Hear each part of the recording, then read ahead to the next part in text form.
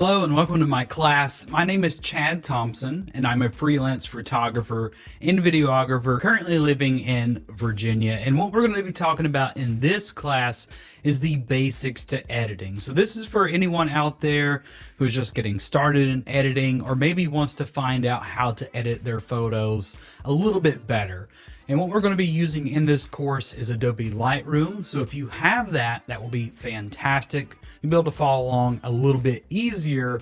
However, the skills that we're going to be learning today can be applied to any editor. So Adobe Camera Raw, Adobe Photoshop, Luminar, a plethora of others out there will have a lot of these key features that we're going to go over, because we're not going over a specific program, but more so specific editing techniques that are going to help you improve your photography. Some of these things that we are going to be covering are things like the histogram, the tone curve, highlights and shadow detail, how to sharpen an image, and what types of files that you should be shooting in to get the best overall quality image, as well as the best image file that you can edit on.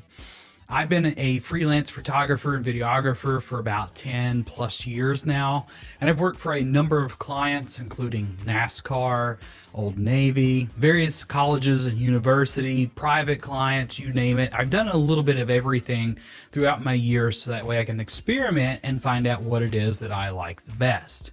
When I first started out in photography, my imagery was not the greatest, and it was not the in-camera imagery so much as it was my editing.